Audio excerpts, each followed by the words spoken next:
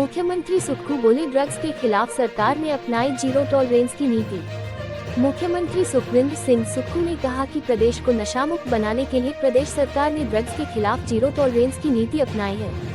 केंद्र सरकार से नशीले पदार्थों के नियंत्रण से संबंधित सभी एजेंसियों के सशक्तिकरण के लिए संस्थागत ढांचे को मजबूत करने के लिए एनडीपीएस एक्ट 1985 में संशोधित करने की सिफारिश की गई है। उन्होंने ये जानकारी विधायक दीपराज और कुलदीप सिंह पठानिया की ओर से पूछे गए प्रश्न के लिखित उत्तर में दी।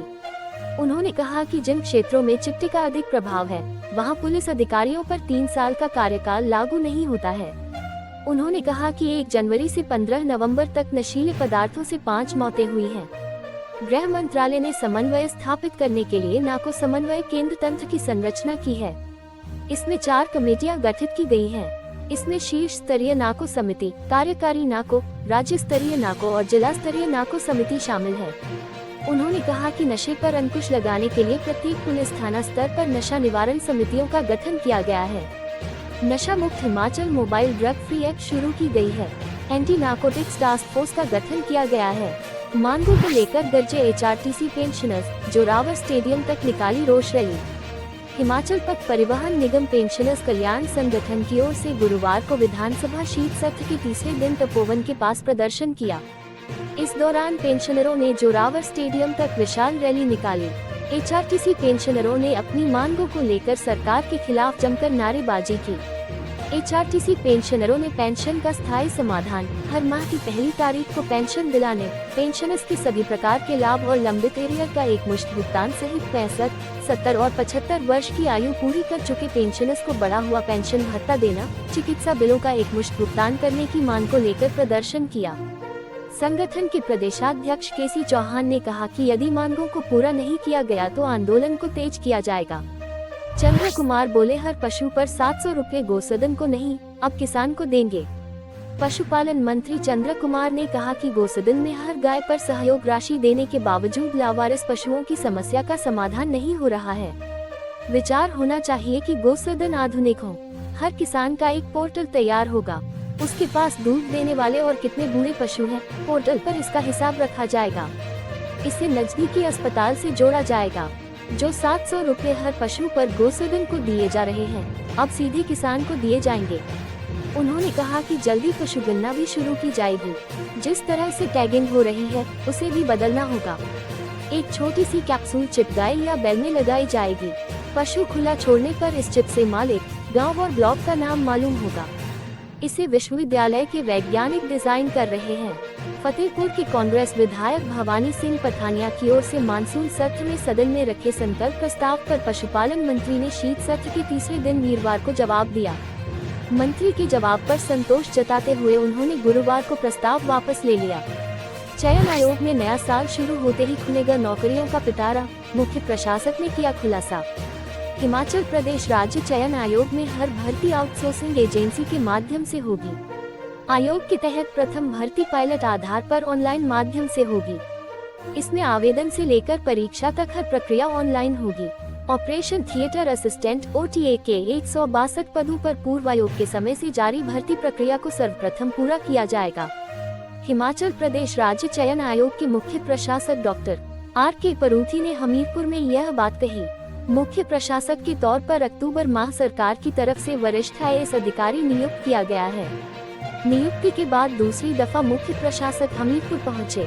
उन्होंने गुरुवार को भवन कर्मचारी चयन आयोग के कार्यालय में अधिकारियों के साथ बैठक की। इस बैठक में प्रशासनिक अधिकारी जितेंद्र सांजटा, ज्वाइंट कंट्रोलर प्रदीप शर्मा और legal officer deputy DA Rahul Chopra उपस्थित रहे। राज्य चयन आयोग गठित होने के बाद ये पहली बैठक हुई है, जिसमें आयोग में नियुक्त अधिकारियों ने आगामी भर्ती प्रक्रिया को शुरू करने पर चर्चा की है। ऐसे में उम्मीद लगाई जा रही है कि राज्य चयन आयोग हमीरपुर में नए साल शुरू होते ही नौकरियों का पिटारा खुलेगा। मुख्य प्रशासक शुक्रवार को आयोग कार्यालय में अधिकारियों के साथ बैठक करेंगे। इस बैठक में भर्ती परीक्षाओं के परिणाम घोषित करने को लेकर विशेष तौर पर चर्चा होगी। मुख्य प्रशासक RK परूथी ने कहा कि आयोग का गठन जल्द ही पूरा हो जाएगा।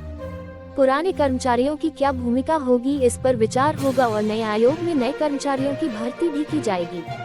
उन्होंने कहा कि अब भर्ती प्रक्रिया आउटसोर्स एजेंसी के जरिए ही होगी। शानन कमेटी की रिपोर्ट के बाद भर्ती प्रक्रिया को पूर्ण ऑनलाइन किया जाएगा। मुकेश बोले, प्रदेश में नशा मुक्ति केंद्रों का कच्चा चिट्ठा खोलेगी सरकार। हिमाचल प्रदेश में नशे खासकर चिट्टे के बढ़ते कारोबार पर गुरुवार को पूरा सदन चिंतित दिखा। प्राइवेट मेंबर्स डे पर विधायक सुखराम चौधरी और कुलदीप राठौर के संकल्प पर चली लंबी चर्चा के दौरान पक्ष विपक्ष के सदस्यों ने चिट्टे से भयावह होती स्थिति पर ध्यान आकर्षित किया। दलगत राजनीति से ऊपर उठकर तत्काल प्रभावी कदम उठाने की भी पैरवी की। संकल्प को ध्वनिमत से पारित किया गया।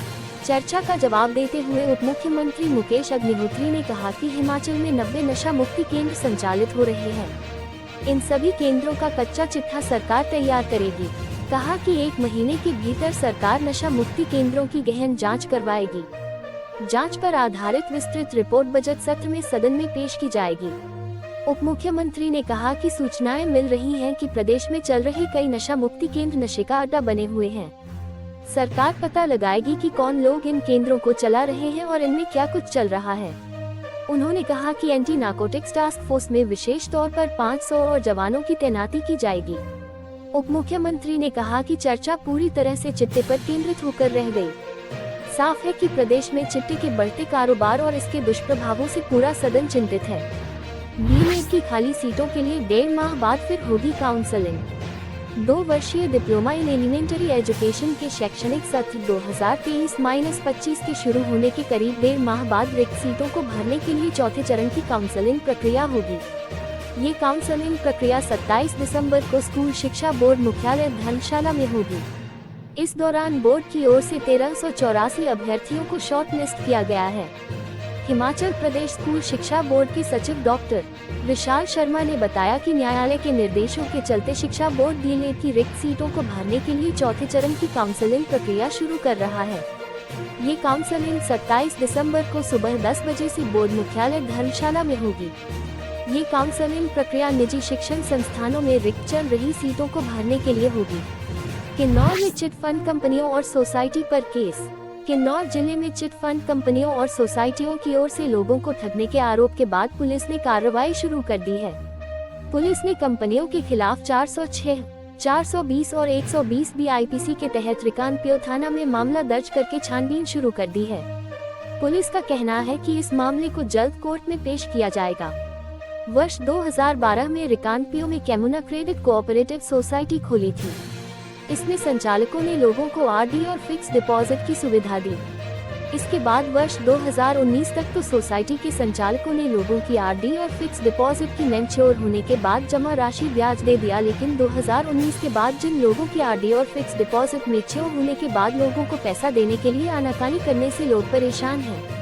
क्षेत्र निवासी रंजीत नेगी, विक्रम सिंह, भगत नेगी, योगेंद्र सिंह, संतोष कुमारी, शेर सिंह, रमेश और सुंदर ने पुलिस प्रशासन और जिला प्रशासन से मांग की है कि उनके खिलाफ सख्त कार्रवाई की जाए।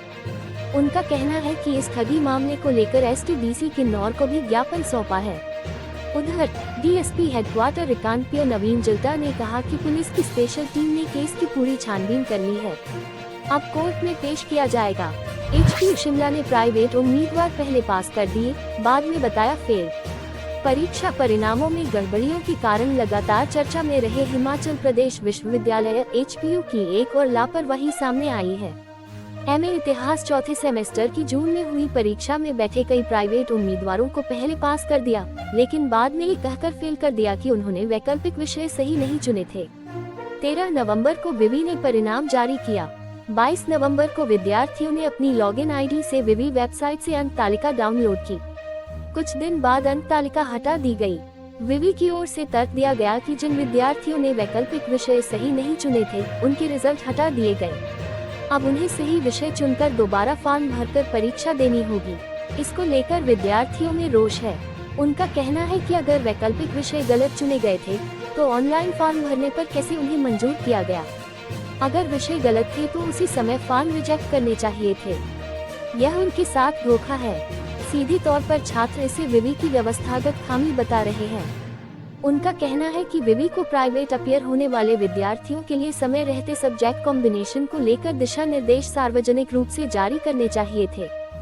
समय पर इसकी जानकारी न दिए जाने से उनका इन दिनों चल रही PG परीक्षा देने का मौका भी हाथ से जाता रहा है। इसके लिए पूरी तरह से विवि प्रशासन जिम्मेदार है। पडल मैदान में कड़ाके की ठंड में अग्निवीर बनने के लिए युवाओं में दिखा जोश। हिमाचल प्रदेश के मंडी जिले के पडल मैदान में अग्निवीर भर्ती के लिए युवाओं में खासा उत्साह है। कड़ाके की ठंड के बीच युवा सुबह 6 बजे भर्ती में हिस्सा लेने के लिए पहुंच रहे हैं। वीरवार को अग्निवीर भर्ती रैली के दूसरे दिन जिले के 473 अभ्यर्थियों ने शारीरिक टेस्ट में दमखम दिखाया। गुरुवार को मंडी की ओर बागा चनुगी, बाली चौकी, बलद्वारा, बलह, बदरोटा, चच्योट, छतरी, तेहर, ढलवान और धर्मपुर के अभ्यर्थियों को भर्ती में हिस्सा लेने के लिए बुलाया गया था। पहले दिन कुल्लू और लाहौल स्पीति के 255 युवाओं ने भाग लिया था। पडल मैदान में सुबह कड़ाके की ठंड के बीच सेना में भर्ती होने के लिए युवाओं में जुनून देखने को मिल रहा है। सुबह ही 6 बजे उम्मीदवारों ने पडल मैदान में रिपोर्ट किया। इसके बाद मौसम खिलने पर युवाओं ने मैदान में हुनर दिखाया। सेना की वर्दी पहनने के लिए विभिन्न पड़ावों से युवा गुजरे। सेना भर्ती कार्यालय मंडी के भर्ती निदेशक कर्नल DS सामंत ने बताया कि वीरवार को लिखित परीक्षा में उत्तीर्ण 543 अभ्यर्थियों को शारीरिक टेस्ट के लिए आमंत्रित किया गया था। इनमें से 473 अभ्यर्थियों ने शारीरिक टेस्ट में भाग लिया। चंद्र कुमार बोले, APMC कर्मियों को पेंशन देने का मामला विचाराधीन। कृषि मंत्री चंद्र कुमार ने कहा है कि APMC के कर्मचारियों को सेवानिवृत्त होने के बाद पेंशन देने का मामला सरकार के स्तर पर विचाराधीन है। प्रश्नकाल में कसौली के विधायक विनोद सुल्तानपुरी ने पेंशन देने को लेकर सवाल पूछा था। विपक्षी सदस्यों के शोरशराबे के बीच मंत्री चंद्र कुमार ने यह जवाब दिया। CM सुक्खू ने शिमला मतौर 4 लेन की निर्माणाधीन टनल का निरीक्षण किया। मुख्यमंत्री सुखविंदर सिंह सुक्खू ने गुरुवार शाम दौलतपुर के पास शिमला मतौर 4 लेन पर बन रही टनल के निर्माण कार्य का निरीक्षण किया। वहीं मुख्यमंत्री अपनी पत्नी संग बगलामुखी मंदिर में शीश नवाया। इस दौरान उन्होंने हवन और विशेष पूजा भी की। सभी home stay, bed and breakfast इकाइयों को दोबारा कराना होगा पंजीकरण, संशोधन विधेयक पेश। हिमाचल प्रदेश में सभी होम स्टे और बेड एंड ब्रेकफास्ट इकाइयों को अब दोबारा पंजीकरण करवाना होगा। बिना पंजीकरण के अवैध रूप से चल रही इकाइयों पर प्रदेश सरकार शिकंजा कसने जा रही है। मुख्यमंत्री सुखविंदर सिंह सुक्खू ने विधानसभा में हिमाचल प्रदेश पर्यटन विकास रजिस्ट्रीकरण संशोधन विधेयक 2023 पेश किया। विधेयक अधिसूचित होने के 30 दिन के भीतर सभी इकाइयों को पंजीकरण के लिए आवेदन करना होगा। आवेदन करने वाली इकाइयों को उनके मौजूदा पंजीकरण लाइसेंस की अवधि खत्म होने तक शुल्क का भुगतान नहीं करना होगा। लाइसेंस की अवधि खत्म होने के बाद सरकार द्वारा तय पंजीकरण शुल्क अदा करना होगा। पर्यटन इकाइयों को पंजीकरण के तमाम दस्तावेजों व अन्य औपचारिकताओं को 90 दिनों के भीतर पूरा करना होगा। बता दें कि होम स्टे प्रदेश सरकार और बेड एंड ब्रेकफास्ट केंद्र सरकार के पर्यटन मंत्रालय की योजना के तहत खोले जाते हैं। इन दोनों योजनाओं के तहत पर्यटकों को ठहराने पर होटलों की तरह किसी तरह का टैक्स नहीं देना पड़ता है।